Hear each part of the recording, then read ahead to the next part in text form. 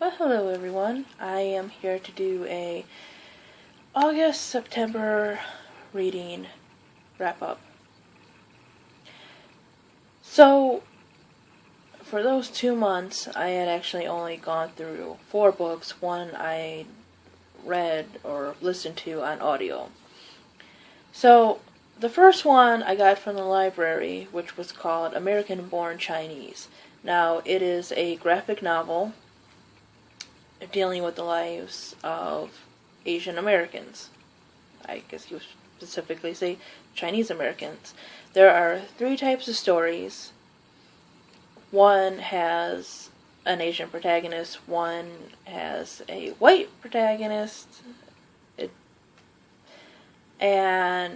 but he has a Asian cousin who comes to visit that causes some trouble.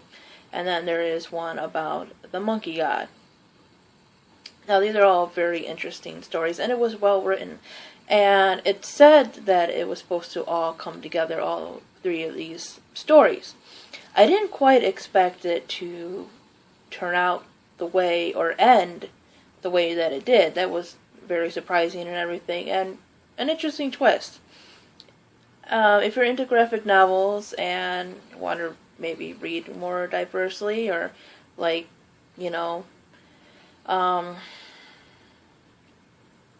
short stories and such, that might be good for you. Another book that I read, which was sort of a middle grade short fantasy book, novel, whatever, is The Search for Delicious. Now, this is about a kingdom where they are making a dictionary, and they send this boy out around the kingdom to get everyone's opinion on what they think should represent the definition for delicious. And then, of course, there's a bad guy who wants to stop stuff, and there's not a whole lot to the story, but it was an easy read, and it was an enjoyable read. It's a little bit more of a lighter fantasy, but I enjoyed it for what it was. The next one is We Were Liars. Now, I've been trying to get mainly on audio and such, like some of the more popular books, so I can just listen to them and everything while I'm doing this and that. I think the story had potential to be good.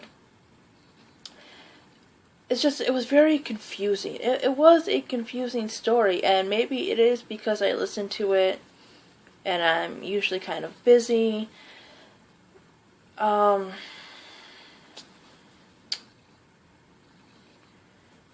And maybe it would have been different if I had actually read it.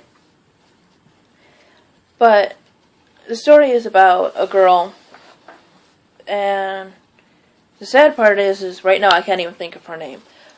But she was in an accident, or she can't remember, like, the last summer or the summer before. And no one wants to tell her what happened. They keep avoiding it.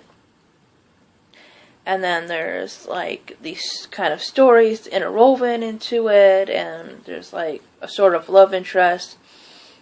It does talk about wealth and prejudice and such, and those are important topics. They are, like wealth, poverty, classism, and racism, prejudice, all that other stuff. But the way it was written, it's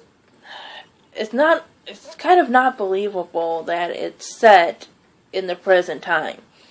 Just the way they talked about certain things. I think if it was set in an earlier time,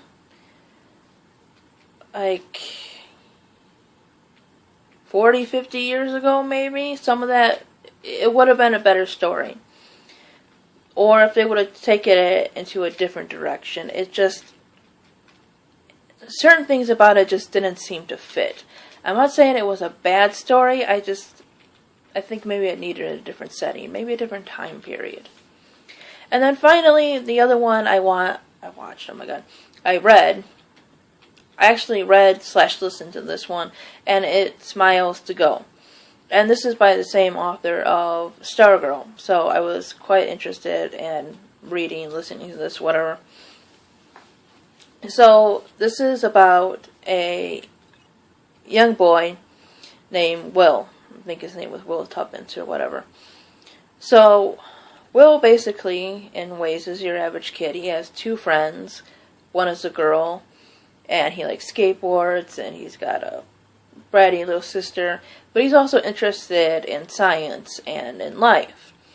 And the story starts with, I believe it's him, as a young child watching this older teen, like, do experiments and such. And then we see the next part where he was older, and we kind of get to know him a little bit more. And so, at the beginning of the story, aside from him being a kid, we learned that the death of the proton has been discovered, which means that eventually everything that we know will one day go away. Basically everything has protons and such inside them, and one day it will decay. Our bodies, our bones, plastic, whatever in the universe will be gone. And so he starts to question stuff like, you know, what he'll leave behind. Is heaven made out of protons? Or angels made out of protons and everything? I mean, it is, I guess it's kind of in between young adult and middle grade, because I can see sort of older people liking this, but it is kind of written closer to middle grade.